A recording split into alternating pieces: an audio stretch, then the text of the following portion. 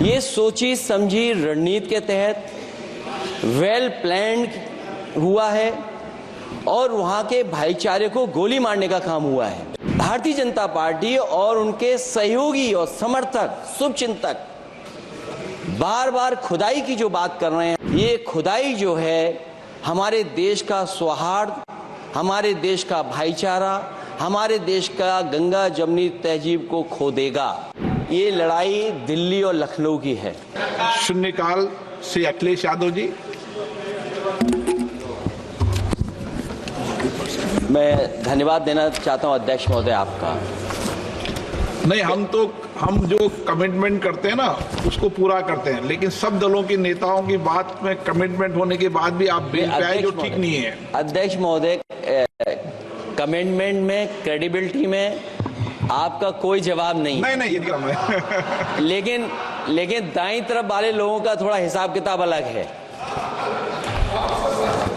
अध्यक्ष महोदय, मैं धन्यवाद देता हूं आपका कि आपने बहुत महत्वपूर्ण घटना पे मुझे बोलने का अवसर दिया है। संभल जो इसलिए जाना जाता था कि भाईचारे के साथ वहां रहते हैं लोग, वहां अभी से नहीं, सदियों पुराना भाईचारा हजारों साल से इसी तरह रहते आए हैं। लेकिन अचानक ये जो घटना हुई है, ये सोची समझी रणनीति के तहत वेल प्लान्ड हुआ है और वहां के भाईचारे को गोली मारने का काम हुआ है। जो घटना हुई है वो सोची समझी साजिश है। वहां जो खुदाई की बात लगातार अध्यक्ष महोदय देश में कोने कोने पर भारतीय जनता पार्टी और उनके सहयोगी और समर्थक शुभचिंतक बार बार खुदाई की जो बात कर रहे हैं अध्यक्ष महोदय, ये खुदाई जो है हमारे देश का सौहार्द, हमारे देश का भाईचारा, हमारे देश का गंगा जमनी तहजीब को खो देगा। मैं आपका धन्यवाद इसलिए भी देता हूं कि इस महत्वपूर्ण जो साजिश हुई, और वो साजिश सोची समझी इसलिए मैं बोल रहा हूं। उत्तर प्रदेश का चुनाव था, पहले 13 तारीख को चुनाव होना था और 13 तारीख के चुनाव को उन्होंने बढ़ा करके 20 तारीख कर दिया। और इस जो घटना है मैं आपके सामने पढ़ना चाहता हूं। अध्यक्ष महोदय, ये यात्रा रुकी क्यों नहीं है? यात्रा ले जाओ दूसरी तरफ। अध्यक्ष महोदय, संभल की शाही जामा मस्जिद के खिलाफ 19/11/2024 को सिविल जज सीनियर डिवीजन छंदौसी संभल में एक याचिका डाली गई। कोर्ट ने दूसरे पक्ष को, अध्यक्ष महोदय सुनिए, ये सुनना चाहिए, हम यूं ही नहीं कहते थे। आप तो संक्षिप्त में बोले। अध्यक्ष महोदय, हम यूं ही नहीं कहते थे कि संविधान ये मानती नहीं सरकार। हम यूं ही नहीं कहते थे कि संविधान नहीं मानती। जब प्लेसेस ऑफ वर्शिप एक्ट है, प्लेसेस ऑफ वर्शिप एक्ट है, हम बनते तो बहुत कुछ हैं।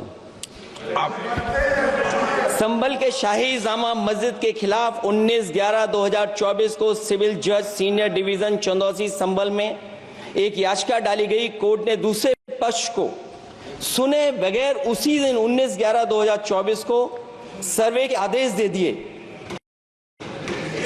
ताज्जुब की बात है, संभल के जिलाधिकारी संभल और पुलिस अधीक्षक संभल आदेश को पढ़े बगैर 2 घंटे के बाद सर्वे के लिए पुलिस बल के साथ शाही जामा मस्जिद पहुंच गए। जामा मस्जिद की कमेटी, जनप्रतिनिधि, उलेमा इकराम, सभी अधिवक्ताओं ने सहयोग दिया। जिलाधिकारी संभल और पुलिस अधीक्षक संभल ने 2.5 घंटे सर्वे के बाद कहा, आप सब सर्वे पूरा हो चुका है और अब रिपोर्ट कोर्ट को भेज दी जाएगी। लेकिन दिनांक 22/11/2024 फ्राइडे को जुमे की नमाज के लिए लोग नमाज अदा करने के लिए जामा मस्जिद पहुंचे, लेकिन पुलिस प्रशासन ने बैरिकेड लगा दिया ताकि लोग नमाज न पढ़ सकें। उसके बाद भी लोगों ने संयम बरतते हुए नमाज अदा की और किसी प्रकार का विरोध प्रदर्शन नहीं किया। 29/11/2024 को कोर्ट की अगली तारीख तय थी। शाही जामा मस्जिद की कमेटी और मुस्लिम समाज के सभी लोग कोर्ट में केस की पैरवी के लिए तैयारी कर रहे थे। परंतु दिनांक 23/11/2024 की रात पुलिस प्रशासन द्वारा कहा गया 24/11/2024 यानी अगले दिन सुबह को दोबारा सर्वे किया जाएगा। शाही जामा मस्जिद कमेटी और अधिवक्ता ने कहा कि इस सर्वे तो मुकम्मल हो चुका है, अब दूसरे सर्वे की क्या आवश्यकता है। कोर्ट के आदेश का हमने पालन कर दिया, अगर दूसरे सर्वे कराना है तो दोबारा आदेश करवाएं, कोर्ट के आदेश के बाद हम दोबारा सर्वे करा देंगे।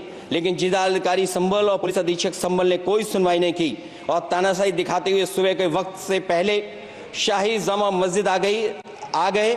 शाही जामा मस्जिद कमेटी और मुस्लिम समाज के लोगों ने फिर भी धैर्य रखा और दोबारा सर्वे के लिए अंदर ले गए। सर्वे के दौरान करीब 1.5 घंटा बाद जब जनता को सूचना मिली तो वो इकट्ठा होना शुरू हो गए। लोगों ने सर्वे का कारण जानना चाहा तो सर्किल ऑफिसर ने उनके साथ गाली गलौज की और लाठीचार्ज करवाकर बुरी तरह जख्मी कर दिया। इसका विरोध करते हुए चंद लोगों ने पत्थर चलाए, जिसके बदले में पुलिस के सिपाही से लेकर के अधिकारियों तक ने अपने सरकारी और प्राइवेट हथियारों से गोलियां चलाईं, जिसका वीडियो रिकॉर्डिंग है, जिसके एवज में दर्जन लोग गोलियों से घायल हो गए हैं। 5 मासूमों जो कि अपने घर से सामान लेने के निकले थे, उनकी मृत्यु हो गई। संभल का माहौल बिगाड़ने में संभल का माहौल बिगाड़ने में याचिका दायर करने वाले लोगों के साथ पुलिस और प्रशासन के लोग जिम्मेदार हैं। इनको निलंबित किया जाना चाहिए और हत्या का मुकदमा चलाया जाना चाहिए, जिससे कि लोगों को इंसाफ मिल सके और आने वाले समय में कोई इस प्रकार की संविधान के खिलाफ और गैर कानूनी घटना को अंजाम न दिया जा सके। अध्यक्ष महोदय, ये लड़ाई दिल्ली और लखनऊ की है। नो प्लीज कभी दिल्ली पहुंचे थे जिस रास्ते, वही लखनऊ वाले उसी रास्ते पहुंचना चाहते हैं। उज्जर रमन सिंह जी 2 मिनट बोल रहे, आप 1 मिनट बोल रहे हैं, हो गया विषय आपका।